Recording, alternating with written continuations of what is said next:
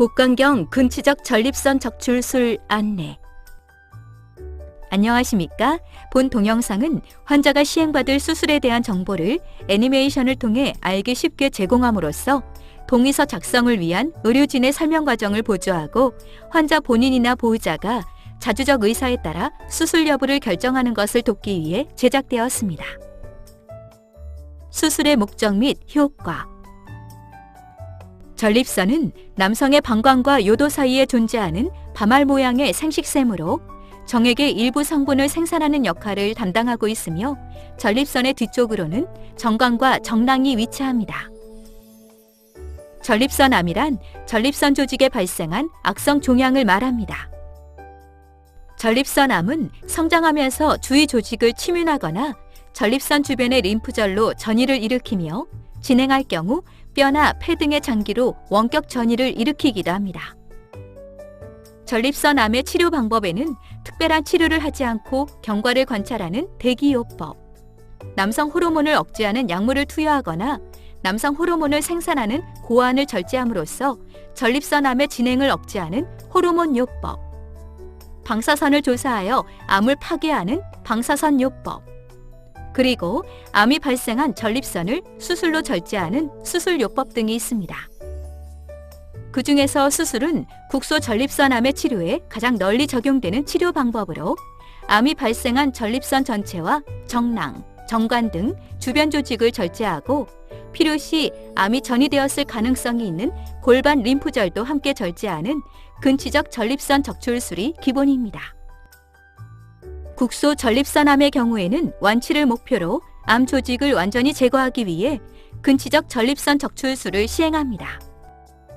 하지만 국소 진행 전립선암의 경우에는 다른 치료 방법과 병용하여 치료 효과를 높이는 것을 목표로 암 조직을 최대한 제거하기 위해 수술을 시행하기도 합니다.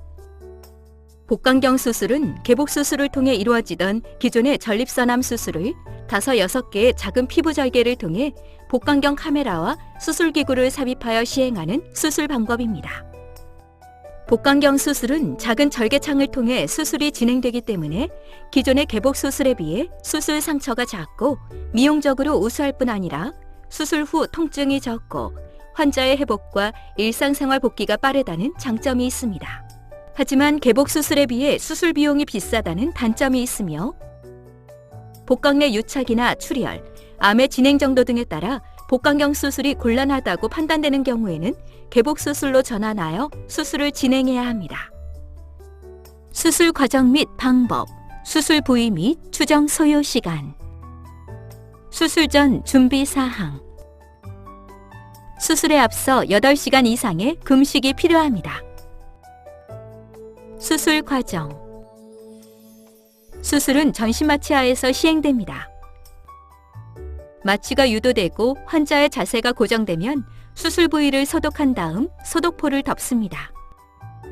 집도인은 배꼽을 통해 바늘을 찔러 넣고 복강 내부에 이산화탄소 가스를 주입하여 기복 상태를 만듭니다. 이어서 복부의 작은 피부 절개를 통해 대롱 형태의 투관침을 삽입한 다음 이곳을 통해 복강경 카메라와 수술기구를 삽입하여 수술을 시행합니다. 집도인은 복강경 카메라를 통해 수술 부위를 확인하고 전립선과 정낭, 정관의 일부까지 완전히 절제하여 적출한 다음 방광과 요도를 다시 연결해 줍니다. 그리고 필요한 경우에는 골반 림프절을 함께 절제할 수 있습니다. 이상의 과정을 통해 전립선과 주위 조직을 절제한 후에는 세심하게 지혈을 시행하고 필요하다고 판단될 경우 수술 부위에 혈액이나 체액 등이 고이는 것을 방지하기 위해 배액관을 삽입한 다음 수술기구와 복강경 카메라를 제거하고 상처를 봉합하여 수술을 마무리합니다. 한편 절제된 조직은 병리과로 의뢰되어 조직 검사를 시행합니다. 검사 결과는 일주 정도 후에 확인할 수 있는데 그 결과에 따라 암의 병기가 최종적으로 결정됩니다. 추정 소요 시간. 수술에 소요되는 시간은 종양의 크기와 위치, 침범 범위 등에 따라 달라지는데 짧게는 2-3시간에서 길게는 5시간에서 6시간 이상이 소요되기도 합니다. 그리고 수술 전 마취 유도와 수술 후 회복 과정에서 한두 시간 정도가 추가로 소요됩니다. 발현 가능한 합병증의 내용, 정도 및 대처 방법. 마취와 복부 수술로 인한 일반적인 합병증. 폐합병증. 전신 마취와 복부 수술 후에는 폐 기능이 떨어지고 통증으로 인해 심호흡과 기침을 하기 어렵기 때문에 끈적끈적한 가래가 기관지를 막아 폐가 허탈되는 무기폐가 발생할 수 있으며, 여기에 세균이 증식하면서 폐렴으로 진행하기도 합니다. 폐렴이 심해지면 인공호흡기를 비롯한 중환자실 치료가 필요할 수 있습니다. 이러한 폐합병증을 예방하기 위해서는 심호흡과 기침, 조기보행 운동으로 가래를 배출하고 폐 기능을 회복시키는 것이 중요합니다. 출혈 및 수혈. 수술로 인해 다량의 출혈이 발생한 경우에는 수혈을 시행해야 하는데, 그로 인해 수혈 부작용이 발생하거나 매우 드물게 감염성 질환이 전파될 수 있습니다. 그리고 환자에 따라서는 수술 후 회복 과정에서 출혈이 발생할 수 있으며, 출혈이 심한 경우에는 지혈을 위한 시술이나 응급 재수술이 필요할 수 있습니다. 감염, 농양. 수술 상처에 감염이 발생하면 소독과 재봉합 등 상처 치료가 필요할 수 있습니다.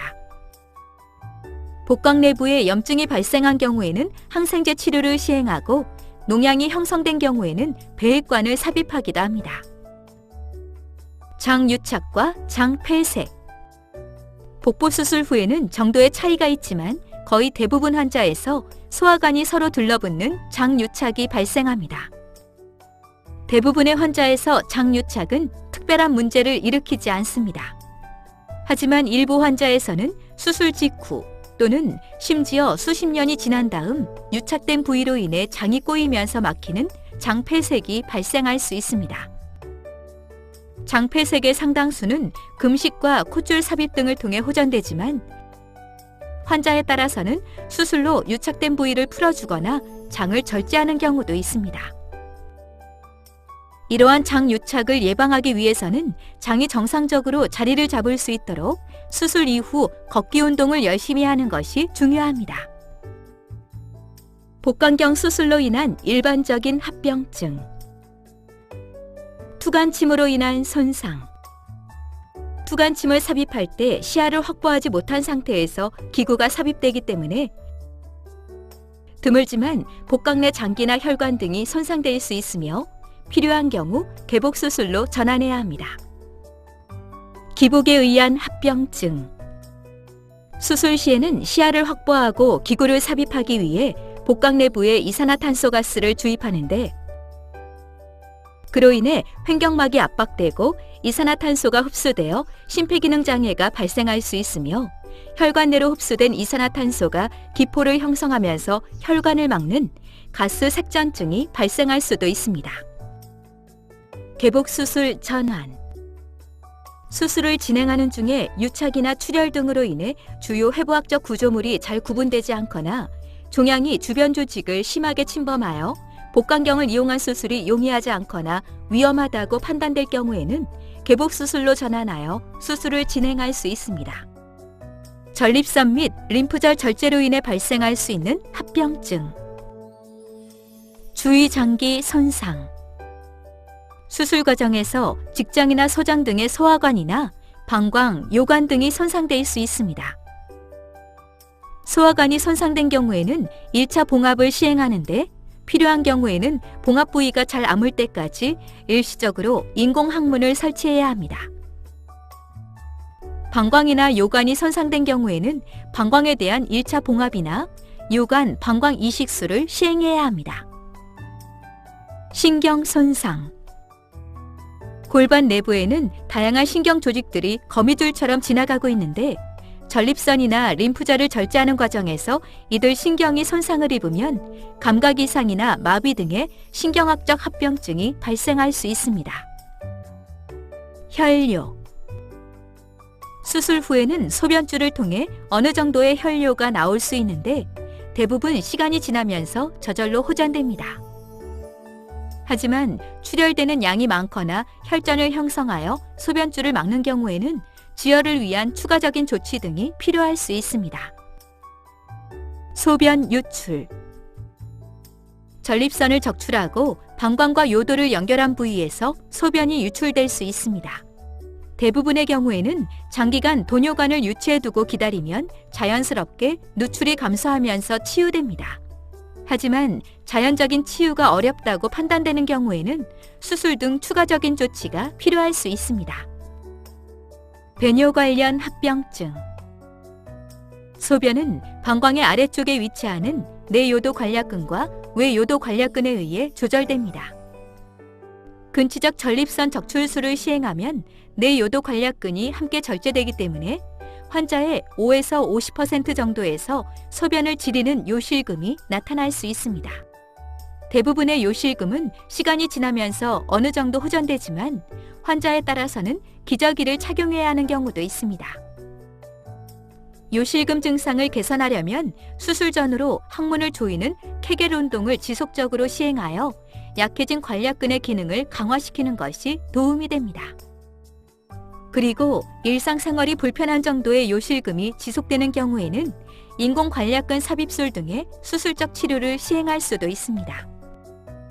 환자에 따라서는 소변을 참지 못하고 자주 화장실을 가야 하는 절박뇨 증상이 발생할 수 있는데 이러한 증상은 약물요법 등을 통해 조절합니다. 방광경부 협착. 환자의 1에서 7% 정도에서는 방광과 요관을 문합한 부위가 좁아지는 방광경부 협착이 발생하면서 소변줄기가 가늘어지거나 갑자기 소변을 보고 싶은 급뇨나 화장실을 자주 가게 되는 빈뇨, 요실금 증상 악화 등이 나타날 수 있습니다. 이러한 증상이 심한 경우에는 방광경부를 넓혀주는 시술이나 내시경적 수술이 필요할 수 있습니다. 요도 직장 누공. 매우 드물지만 수술 후 주위조직 염증이 지속되는 경우에는 방광요도 문합부에서 직장으로 연결되는 누공이 발생할 수 있으며 이러한 경우에는 대부분 수술적 치료가 필요합니다. 성기능 장애. 전립선과 주위조직을 절제하는 과정에서 발기에 관련된 음부신경과 혈관 조직도 함께 절제되거나 손상을 입는 경우가 많기 때문에 환자의 50에서 90%에서는 수술 후 발기부전이 나타날 수 있습니다. 전립선 암을 수술하는 데에는 발기에 관련된 신경과 혈관을 보존하는 것보다 암 조직을 완전히 제거하는 것이 더욱 중요하므로 신경혈관 보존술의 시행은 수술 시 상황에 따라 집도의가 그 시행 여부와 정도를 결정하게 됩니다. 한편 수술 후에는 정액을 생산하는 전립선과 정낭이 제거된 상태이므로 발기가 된다 하더라도 사정이 일어나지는 않습니다. 하지 림프 부종, 림프액 유출. 림프관은 조직에서 나온 림프액이 심장으로 흘러가는 통로입니다. 하지 림프 부종이란 수술이나 방사선 치료 등으로 인해 림프관이 손상되면서 림프액이 원활하게 배액되지 못하고 그로 인해 하지가 점점 붓는 증상을 말합니다. 환자에 따라서는 이러한 증상이 오래 지속되거나 심하게 나타날 수 있지만 많은 경우에는 시간이 흘러 우회로가 형성되면서 증상이 완화되므로 의료진의 안내에 따라 적절한 운동과 치료를 꾸준히 시행하는 것이 중요합니다. 한편 림프절을 절제한 부위에서 림프액 유출이 발생할 수 있습니다. 대부분의 림프액 유출은 시간이 지나면서 저절로 멈추지만 환자에 따라서는 림프액 유출이 길어지면서 장기간 배액관을 가지고 있어야 하는 경우도 있습니다. 심각하지만 사전에 예측이 어려운 합병증.